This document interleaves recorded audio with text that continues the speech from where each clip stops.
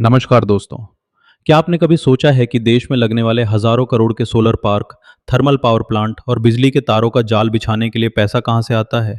भारत में यह काम मुख्य रूप से दो सरकारी कंपनियां करती हैं, पीएफसी पावर फाइनेंस कॉरपोरेशन और आरईसी लिमिटेड। ये दोनों महारत्न कंपनियां हैं, लेकिन अब भारत के कॉरपोरेट इतिहास का एक बहुत बड़ा बदलाव होने जा रहा है। पीएफसी और आरईसी का मर्जर होने वाला है। आज के इस एजुकेशनल वीडियो में हम सिर्फ न्यूज़ नहीं जानेंगे, बल्कि डिकोड करेंगे कि दो बड़ी सरकारी कंपनियों का विलय मर्जर क्यों होता है, शेयर स्वैप रेशियो कैसे काम करता है और इस 11 लाख करोड़ रुपए के महामर्जर से भारत के पावर सेक्टर को क्या फायदा होगा।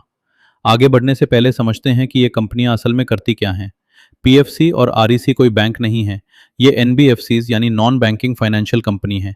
इनका मुख्य काम है राज्य सरकारों, बिजली बोर्डों और प्राइवेट कंपनियों को पावर प्रोजेक्ट्स के लिए लंबे समय के लिए लोन देना। असल में इस मर्जर की नींव 2019 में ही रख दी गई थी, जब सरकार ने आरईसी में अपनी 52.63% हिस्सेदारी पीएफसी को बेच दी थी। यानी पीएफसी पहले से ही आरईसी की प्रमोटर होल्डिंग कंपनी थी। अब इन दोनों को मिलाकर एक सिंगल विशालकाय कंपनी बनाई जा रही है। जब दो लिस्टेड कंपनियों का मर्जर होता है तो निवेशकों के शेयरों का क्या होता है? यहीं पर आता है शेयर स्वैप रेशियो का कॉन्सेप्ट। बोर्ड की मंजूरी के मुताबिक यह रेशियो 100:88 तय किया गया है। इसका सीधा सा मतलब है कि अगर आपके डीमैट अकाउंट में आरईसी के 100 शेयर हैं, तो रिकॉर्ड डेट के बाद वो शेयर वहां से हट जाएंगे और उनके बदले आपको नई कंपनी पीएफसी के 88 शेयर मिल जाएंगे।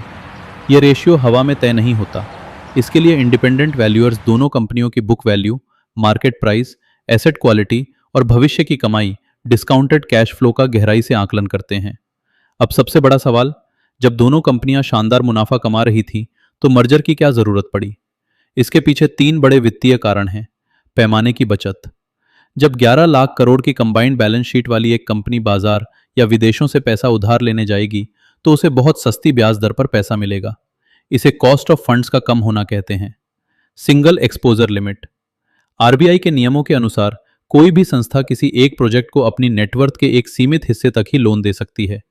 अब चूंकि दोनों मिलकर एक विशाल कंपनी बनेंगी, तो वे किसी भी बड़े ग्रीन एनर्जी या ट्रांसमिशन प्रोजेक्ट को अकेले ही हजारों करोड़ की फंडिंग आसानी से दे सकेंगी। सिर्जीज और ऑपरेशनल एफिशिएंसी। दो अलग अलग बोर्ड्स, दो अलग कंप्लायंस और दो अलग आईटी सिस्टम चलाने का खर्च बचेगा। फैसले तेजी से होंगे।